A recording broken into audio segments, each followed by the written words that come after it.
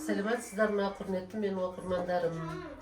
Бүгін мен сіздерге мына көктем мерекесі, жер көгеріп, мал төлдеп, ел жаңарып жатқанда келе жатқан жаңа жыл мейрамымыз, Наурыз мерекеміз құтты болсын бәрімізге. Осы Наурыз мерекесінің дастарханы сәні болады деп есептеймін, ойлаймын. Себеп нан пісіріп көрсетпекшіміз сіздерге. Нанды мен рецепт бойынша илеп қойдым. 1,5 сағат өтті уақыт. Міне наным көтеріліп, жақсы көтеріліпті міне. Кәдімгі корзина дейді ғой, корзина нанымыз піскеннен кейін оның ішіне бауырсақ салып, булочка, тәтті тоқаштар салып қойсаңыз дастарханға, әдемі сән беріп тұрады дастарханға. Оның үстіне ол корзина себетіміздің өзі кәдімгі süt, 1 стакан sütке, жылы sütке,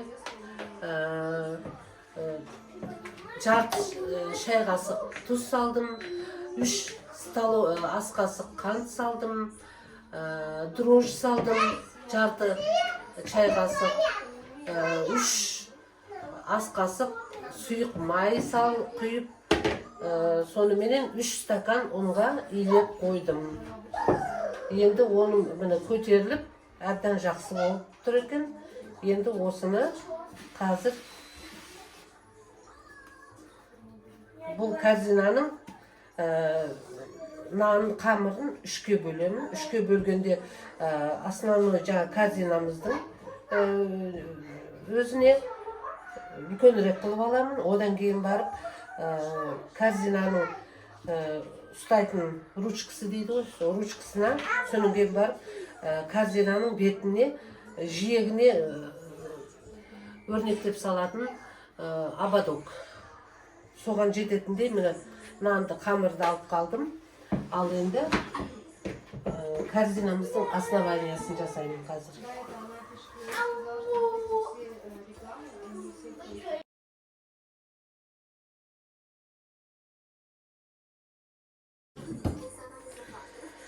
Енді қамырымызды жайдым, қалыңдығы где-то 1 сантиметрдей қылып жайдым. Енді осыны ұзынша қылып кесіп аламдағы. Корзинаның мөлшері мен осы мына кастрюлемдей болу керек. Осыны лайықтап мен дайындап қойдым.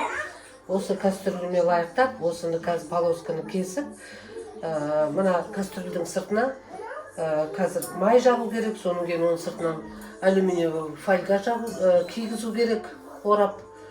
Ол фольганың үстінен тағы да сұйық май жағамыз, соның кейін барып, уже корзинамызды өріп бастаймыз.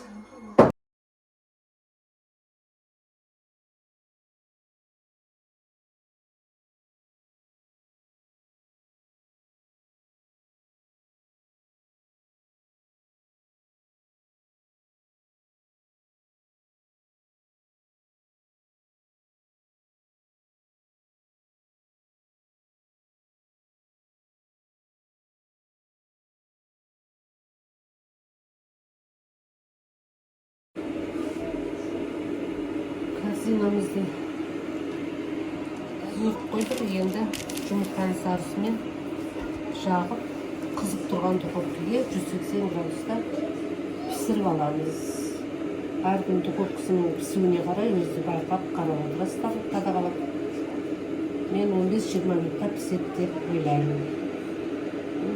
Шыққанда көреміз пісіп шыққанда қанша уақыт пісті.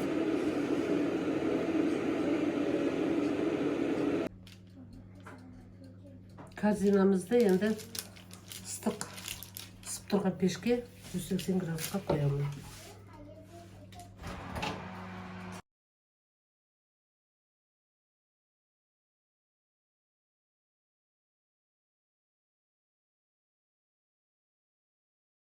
Қыздар, міне корзинамыз дайын болды, себетіміз. Бұл себеттің ішін тәтті кәмпит, тоқаштарға, бауырсаққа толтыруға болады енді.